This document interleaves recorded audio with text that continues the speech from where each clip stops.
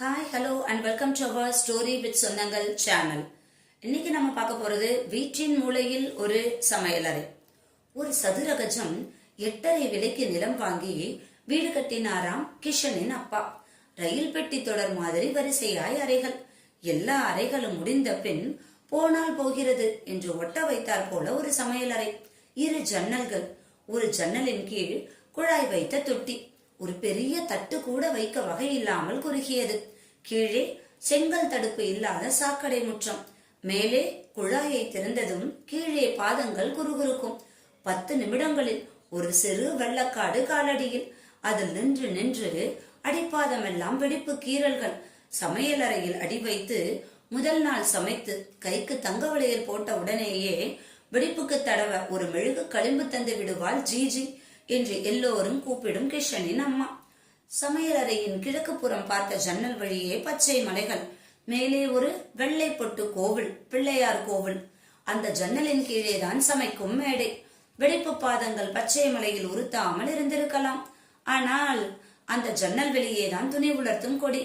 கால்சராய், சட்டை, பைஜாமா, புடவை, பாவடை விரிந்து ஜன்னலை மறைக்கும். கொத்தமல்லி பொடி, காரப்பொடி, கரம் மசாலா பொடி தூவி அரைத்த பசுமஞ்சளும் இஞ்சியும் தடவப்பட்டு தகிரில் ஊறிய மாமிச துண்டங்களை கிளறி நிமிர்பவர்களை எதிர்கொள்வது ஒரு நாடா தொங்கும் பைஜாமாவாக இருக்கலாம். இதில் யாருக்கும் ஆட்சேபனை இருப்பதாக தெரியவில்லை. அவர்கள் வாழும் பாங்கு சமையலறையை சுற்றியே இருந்தது. சமையலறை என்ற தத்துவத்தை ஒட்டி சாப்பாட்டு பிரியர்கள், மது பிரியர்கள் என்றே பெயரெடுத்த வம்சம். அனுபவிப்பவர்கள் உல்லாசிகள். பார்க்க போனால் இவர்கள் கல்யாணத்தில் அஜ்மீர் உறவினர்களுக்கு கொஞ்சம் கூட பிடிக்காத விஷயம் யாருக்கும் எந்தவித மதுபானமும் குடிக்க தரவில்லை என்பதுதான். குலதெய்வம் அம்பாவுக்கு கூட மதுதான் பிரசாதம். ஸ்காட்ஸில் இருந்து நாட்டு சரக்கு வரை எதை திறந்தாலும் சுவரில் தெளித்து ஜெய் அம்பே சொல்லிவிட்டுதான் குடிப்பது. பிறந்த குழந்தையின் வாயில் முதலில் மதுவில் முக்கிய விரலைத்தான் இடுவது. அப்படி இருக்கும் போது இப்படி கல்யாணம் செய்து கொண்டால் சரி. ரம், ஜீன், விஸ்கி வேண்டாம். அஜ்மீரிலேயே தயாராகும் ஆரஞ்சு வண்ண கேசர் கஸ்தூரி இல்லையா? மண்டையை போய் ஒரு உதைக்குமே. சாச்சா, இது என்ன இப்படி கல்யாணம் செய்து கொண்டாய் என்றார்கள் அவனிடம். வீரனுக்கு லட்சணமான குதிரையும் மதுவும் இல்லாமல் ஒரு கல்யாணமா? ராட்சச பூக்கள் வரைந்த கடும் செம்மண், பச்சை, ஆரஞ்சு, சிவப்பு வண்ண பாவாடைகள் இடுப்பில் இருந்து உப்பி பருத்த பிருஷ்டங்களின் மேல் மடங்கி மடங்கி சரிய வெள்ளை நிற சரிகைகள் இட்ட முக்காடுகளை தூக்கி வயதான பெண்கள் அவனிடம் கேட்டார்கள். குடிக்க ஒன்றுமில்லையா? ஜிஜி நடனமாடி கொண்டிருந்த போது டான் என்று மாலை 7 மணிக்கு அப்பளம் சுட ஆரம்பித்து விடுவாள். பப்பாஜி வெளியறை முக்காலியில் மற்ற விஷயங்களை வைத்துவிட்டு தயாராக இருப்பார். ஜிஜி கார அப்பளம் தட்டில் அடுக்கி வைத்து வருவாள். கார அப்பளம் தீர்ந்ததும் நாக்கில் சுள்ளென்று உரைக்கும் பிகானீர் சேவ். அது அழுத்தால் சோள பக்கோடா அல்லது மிளகாயும் கடலை மாவும் தடவி பொரித்த நிலக்கடலை. எதிரெதிரே அமர்ந்து ஜெய் அம்பே சொல்லிவிட்டு ஆரம்பிப்பார்கள். பிள்ளைகளும் பெண்களும் இருந்தால் குடும்பத்தோடு சிரித்து கொண்டு ஜிஜி நாட்டு பாடல்கள் பாடுவாள். சந்தைக்கு போனால் எனக்கு ஒரு குஞ்சலம் வாங்கி வா, நல்ல வண்ண தாவணி வாங்கி வா, இன்னமும் ஆசை என்று பப்பாஜி சிரிப்பார். சமையலறை மூலையில் ஒரு கும்மட்டி அடுப்பில் சாய் செய்ய தண்ணீர் கொதித்தவாறே இருக்கும். சாப்பிடும் சமயத்தில் வீட்டு வாசலில் யாராவது தெரிந்தவர் வந்து விட்டால் முதலில் ஜில் என்று தண்ணீர். சாப்பிடுங்களேன், சாச்சாவுக்கு ஒரு தட்டு கொடு என்று ஆரம்பிப்பார் பப்பாஜி. இல்லை, சும்மா இப்படி வந்தேன். சரி, சாய் குடிக்க என்ன வந்தது? வேண்டாமே, காஃபி, தண்ணி போதும். அப்படி வெறும் தண்ணி, கொஞ்சம் சர்பத் போட்டு குடியுங்கள். சரி, ஜிஜி எழுந்திருப்பாள். அப்படியே ஒரு தட்டில் 2 கபாப் கொடு. ஜிஜி சமையலறையை எட்டும் முன் காலையில் செய்த வெந்தய கீரை பரோட்டா பப்பாஜிக்கு நினைவுக்கு வரும். சீனியேஜி என்று மனைவியை விழிப்பார். அந்த மேத்தி பரோட்டாவும் 2 சூடாக்கி எண்ணெய் தடவி கொண்டு வா. சாச்சா ருசி பார்க்கட்டும் என்பார். வந்தவர் தோல்வியை ஒப்புக்கொள்வார். நான் சாப்பிட்டே விடுகிறேன். ஜிஜி எப்படியும் சமையலறைக்கு போவாள். 2 முட்டைகள் மிளகும் உப்பும் தூவி பொரிக்க ஒருவேளை சாப்பாட்டு அளவில் ஏதாவது குறைந்து விட்டால். ஆனால் சமையலறை என்ற பௌதீக விவரம் அவர்களை பாதிக்கவில்லை. அப்படிப்பட்ட ஒன்று இல்லாதது போல இருந்தார்கள். அவர்கள் கூட்டு குடும்ப வீடுகளில் பரந்த கல்தரை, முற்றம், கூடம் இவற்றை தாண்டிய இருள் மூலை சமையலறை. பூஜ்ய வாட் விளக்கு எரியும். முக்காடு அணிந்து அழுத்தமான வண்ண பாவடைகள் இருளை ஒட்டியே இருக்க பெண்கள் நிழல்களாய் தெரிவார்கள். அந்த அறையில் அரைந்து அரைந்து சப்பாத்தி மாவு பிசைந்து கொண்டோ அடுப்படியில் கும்மென்று மணக்கும் மசாலா பருப்பை கிளறியவாறோ சமையலறை ஒரு இடமில்லை. ஒரு கோட்பாடு மட்டுமே. அத்தனை ருசியான நாக்கை அடிமைப்படுத்தும் சாப்பாடும் மாயக்கம்பளத்தில் வந்தது போல அலட்டி கொள்ளாமல் இருந்தார்கள். மீனாட்சி தான் ஒருமுறை சாப்பிடும் நேரத்தில் அந்த விஷயத்தை பற்றி பேச ஆரம்பித்தாள். பப்பாஜி அப்போது கீழே இருந்த கார் ஷெட்டின் மேல் ஒரு அறை கட்டி கொண்டிருந்தார். பப்பாஜி, சமையலறைக்கு வெளியே உள்ள தாழ்வாரத்தை பெரிது பண்ணி விடுங்களேன். அதை நீங்கள் அகலமாக்கினால் நாற்காலி போட்டு உட்காரலாம். இடது பக்கம் ஒரு பாத்ரூம் கட்டினால் அதில் ஒரு பெரிய தொட்டி போடலாம்.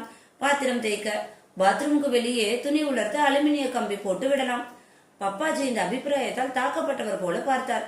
ஜிஜியும் வியப்படைந்தவள் போல அவரை பார்த்தாள். மருமகள்கள் இதுவரையும் இப்படிப்பட்ட அபிப்பிராயங்களை முன்வைத்ததில்லையே. ராதா பாபிஜி தட்டை வெறித்து பார்த்தாள். குசுமா தலைமுக்காட்டை சரி செய்து கொண்டால் அவள் படபடப்பை மறைக்க. பப்பாஜி கிஷனை நோக்கினார். அவன் நிதானமாக சாப்பிட்டவாறே இருந்தான். பப்பாஜி தொண்டையை செருமிக் கொண்டு எதற்காக என்றார். இந்த சமையலறை தொட்டி ரொம்ப சின்னது, தண்ணி வேறு சரியாக போவதில்லை. வேலைக்காரி அங்கேயே பாத்திரம் தேய்த்தால் சமையலறை முழுதும் தண்ணீர் நிற்க முடியவில்லை. ஜன்னலுக்கு வெளியில் துணி தூங்கினால் மழை மறைக்கிறது பப்பாஜி. கிஷனை பார்த்தார் மீண்டும். அந்த கட்டடக்கலை நிபுணன் தன் மனைவியோடு உடன்பட்டான். அவள் சொல்வது சரிதான் பப்பாஜி, அப்படியே செய்துவிடலாம். நீ எங்கே சமையலறை பக்கம் போனாய்? அவள் மைசூர் சமையல் செய்யும் போது இவன்தான் மிளகாய் வெங்காயம் அறிந்தான் என்றாள் ஜிஜி. பேசாமல் உனக்கே தங்க வளையல் போடலாம் போலிருக்கின்றதே. தங்க வளையல் எதற்கு பப்பாஜி? மோதிரம் போடுங்கள். பப்பாஜி சிரித்தார். அறை கட்டி முடித்தாகிவிட்டது.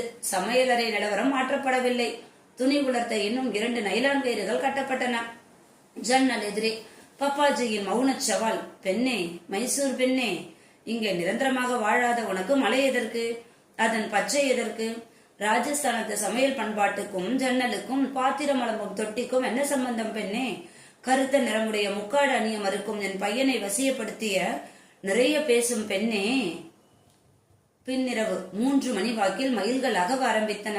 ஒன்றன் பின் ஒன்றாக, கர்ணகடூரமாக. குரல் எழுந்த சாதகம். 5:30 மணிக்கு அவளும் கிஷனும் மொட்டை மாடி போன போது எதிரே மரத்தில் சிவன் விரித்த ஜாடையாய் மயில் வால் தொங்கியது. கரு நீளமும் மென்பச்சையும் தீர்க்க பச்சையும் பளிரிட திரும்பியது. எதிர்பாராத போது பறந்து மொட்டை மாடி சுவரில் அமர்ந்து வாளை நீட்டி போட்டது. பிறகு 2 மொட்டை வால் மயில்கள் திரும்புவதற்குள் இன்னும் 2 சட்டை வாள்களுடன் வயிற்றினுள் ஒரு மென்தன்மை இதமாய் பரவியது. காலை கடன்களை முடித்ததும் வயிற்றுக்கண மகளும் இதம். அந்த கருநீல பச்சை ஐஸ் துகள் சிறீருடன் எல்லா அடங்காச்சூட்டையும் தடைத்தது. கிஷனின் உதடுகளில் ஒருமுறை நாக்கால் தடவி மென்மையாக முத்தமிட்டால் பனித்துளி ஒட்டி அடித்தள சூட்டை இனம் காட்டிய முத்தம். மொட்டை மாடி கதவு கிர்ரிட்டது. படி ஜிஜி, அதாவது பெரிய ஜிஜி எழுந்தாயிற்று. கதவருகே இருந்த பெரிய ட்ரம்மில் இருந்து கறி எடுக்க வந்திருப்பாள், கும்மட்டி அடுப்பை பற்ற வைக்க. படி ஜிஜி பப்பாஜியின் சிறிய தாயார். பப்பாஜிக்கு 17 வயதாகும் போது அவருடைய தந்தை இன்னொரு திருமணம் செய்து கொண்டார்.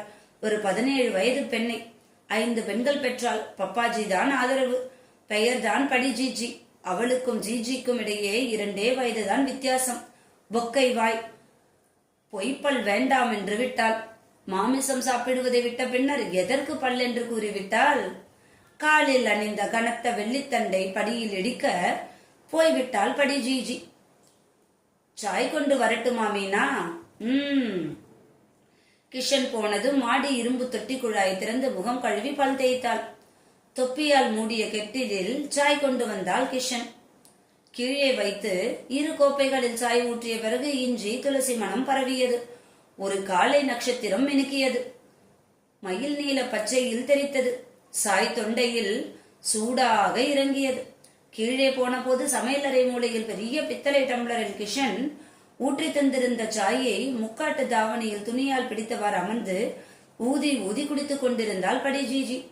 ராதா பாபிஜி இன்னொரு பெரிய கெட்டிலில் சாய் தூளை போட்டு சுடு தண்ணீர் ஊற்றி கொண்டிருந்தாள். நாஸ்தாவுக்கு மாவு பிசையட்டுமா என்றாள் படி ஜிஜி. பப்பாஜி உழவ போயிருக்கிறார். சமோசாவும் ஜிலேபியும் வாங்கி வருவார். ரொட்டி வாட்டினால் போதும், அதை நான் வெளியில் டோஸ்ட் செய்து கொள்கிறேன். இன்றைக்கு என்ன, நம் சமையலா இல்லை மைசூர் சமையலா? அவளும் கிஷனும் நேற்று காய்கறியும் தேங்காயும் வாங்கி வந்தார்கள். என்ன தேங்காய் சமையல்? சப்பு சப்பென்று. நீங்கள் ஒன்று செய்யுங்கள். படி ஜிஜி, மஞ்சளும் இஞ்சியும் அரைத்து விடுங்கள். மட்டன் புலாவ் செய்து விடலாம். சுரைக்காயை துருவி வைத்து விடுங்கள். கோஃப்தா செய்து விடலாம். சேப்பங்கிழங்கை தோல் சீவி விடுங்கள். பெரிய ஏலம், மிளகு, லவங்கப்பட்டை, தனியா, லவங்கம் எடுத்து விடுங்கள். நல்லா நைஸாக தனியாவை வேறாக எடுத்து இடியுங்கள். கொஞ்சம் ராத்திரி ஆளு கோபிக்கு போடலாம். சமையல் அறைக்கு வெளியே வந்தால் சாய் கெட்டிலும் கோப்பைகளும் வைத்த தட்டை ஏந்தியவாறு, என்ன மீனா, இன்னைக்கு என்ன சமைக்க போகிறாய்? எதுவும் இல்லை, நாங்கள் கணேஷ் மந்திர் மலையில் ஏறப்போகிறோம். சரிதான். மீனாட்சி சமையல் அறையில் நுழைந்தாள். 2ஆம் வீடு சாய் தயாரிக்க. படிஜிஜி பொக்கை வாய் திறந்து சிரித்தாள். தன் பித்தளை டம்ளரை நீட்டினாள். எனக்கும் சாய். இஞ்சி போடவா படிஜிஜி? போடு, எனக்கு நீ போடும் சாய் பிடிக்கும். சமோசாவும் ஜிலேபியும் வாங்கி வந்திருக்கின்றேன். கொஞ்சம் ஜிலேபியை பாலில் போடுங்கள் என்று ஒரு பொது உத்தரவு வெளியிலிருந்து வந்தது. மீனாட்சி ஜிலேபி பொட்டலத்தை சமையல் அறைக்கு கொண்டு வந்து பிரித்தாள். உஷ், இதோ இதோ. மீனாட்சி திரும்பினாள். எனக்கு 4 குடு என்றால் படி ஜிஜி. அது ஒரு உணவு போர். நிதர்சனமாக பங்கு பெறுவோர் ஜிஜி, படி ஜிஜி. தாத்தா உயிருடன் இருந்த போது படி ஜிஜி கொடுங்கோல் ஆட்சி செய்தாள். மலைமலையாக சப்பாத்தி மாவு பிசைந்தாள் ஜிஜி. கூடை கூடையாக வெங்காயம் அறிந்து கிலோ கணக்கில் மாமிசம் சமைத்தாள். மாலை வேலைகளில் படி ஜிஜி கேசர் கஸ்தூரி குடித்த போது அப்பளம் சுட்டாள். பக்கோடா செய்தாள். குடல் பொரித்தாள். தாத்தா இறந்தார். 10 நாட்களில் சமையலறையில் ஜிஜிக்கு பதவி பிரமாணம் நடந்தது. குங்குமம், வெற்றிலை, மது, மாமிசம் இவற்றுடன் படி ஜிஜியின் மற்ற சாப்பாடும் பறிக்கப்பட்டது. நிதம் மாமிசம் சமைக்கப்பட்டது. மரக்கறி உணவு உண்பவர்களுக்கு படி ஜிஜி மாத்திரம்தான் ஜனநாயக உணர்வுடன் உருளைக்கிழங்கு வழங்கப்பட்டது. படி ஜிஜி இரவெல்லாம் ஏப்பம் விட்டு கொண்டும் உடம்பையே கிழிப்பது போல குசுவிட்டு கொண்டும் கக்கூசும் என்று உணரியவாறு தன் போர்க்கள தோல்வியை கொண்டாடி கொண்டிருந்தாள். மீண்டும் தாக்கப்படும் முன் அவள் 2ஆம் போர்முனை ஒன்றை துவக்கினாள். 6 மாதத்திற்கு ஒரு முறை படி ஜிஜி மேல் அம்பா வர ஆரம்பித்தாள். ஜிஜியும் பப்பாஜியும் அவரவர் பானங்கள், சுட்ட அப்பளங்கள் இவற்றுடன் அமரும் மாலை வேலைகளை அம்பா தேர்ந்தெடுத்தாள். முதலில் அறையிலிருந்து ஹே என்று குரல் கொடுத்தாள்.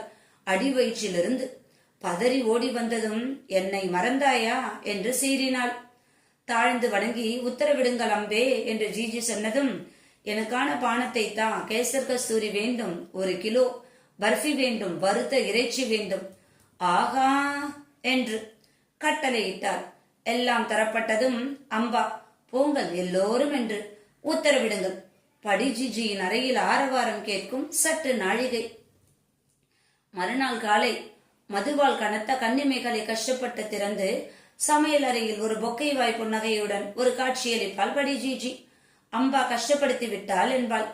படி ஜிஜியை வம்புக்கு இழுக்கலாம். அம்பாவை கேள்வி கேட்கும் தைரியம் ஜிஜிக்கு வரவில்லை. ஜிலேபி தா என்றாள் படி ஜிஜி. 4 ஜிலேபிகளை தந்தாள் மீனாட்சி. வீட்டில் எல்லோருக்குமாக ஜிலேபி பிரிக்கப்படும் போது படி ஜிஜிக்கு அவள் பங்கு கிடைக்கும்.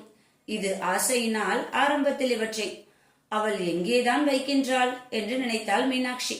பிறகுதான் தெரிந்தது, பல மடிப்புகள் தைத்த 4 கஜ பாவாடையினுள் அவள் 2 ஜேபிகள் தைத்திருந்தாள். அவற்றை மீனாட்சிக்கு காட்டியிருக்கின்றாள். தொப்பியால் சாய் கெட்டிலை மூடினாள். மசாலா சாமான்களை தந்துவிட்டு போயேன் என்றாள் படி ஜிஜி. நெய்யும் வேணும் மட்டன் புலாவ் செய்ய. இது சமீபத்தில் எழுந்த ஒரு புதுக்கலம். ஜிஜியின் ஆஸ்மாவும் ரத்த அழுத்தமும் அவள் நடமாட்டத்தை குறைத்து விட்டன. அவள் படுக்கை அருகே உள்ள மரபீரோவில் லவங்கம், குங்குமப்பூ, லவங்கப்பட்டை, மிளகு, திராட்சை, பெரிய ஏலம், ஏலக்காய், சர்க்கரை, நெய், முந்திரி எல்லாம் இருக்கும். அவளை தாண்டாமல் பீரோவை எட்ட முடியாது. அதை அடையும் முன் ஒரு கேள்வி பட்டியல் நீட்டப்படும். எதற்காக நெய்? நேற்று தந்தது என்ன ஆயிற்று? சப்பாத்திக்கு தடவினதில் மீதி 1/2 கிண்ணம் இருந்தால் இப்போதைக்கு 1/4 கிண்ணம் போதுமே. மசாலா சாமான்களை காட்டிவிட்டு எடுத்துப்போ. காஷ்மீரத்திலிருந்து வரவழைத்த குங்குமப்பூ, அதை புழலில் கொட்ட வேண்டாம். மரக்கறி சாப்பிடுபவர்களுக்கு என்ன காய்கறி? நேற்று சமைத்தது எதுவும் மீறவில்லையா அவர்களுக்கு? சாப்பிட்டு சாப்பிட்டு கக்கூஸ் போனால் யாருக்கு என்ன பயன்? இதன் தொடர்ச்சியை நாளை பார்ப்போம்.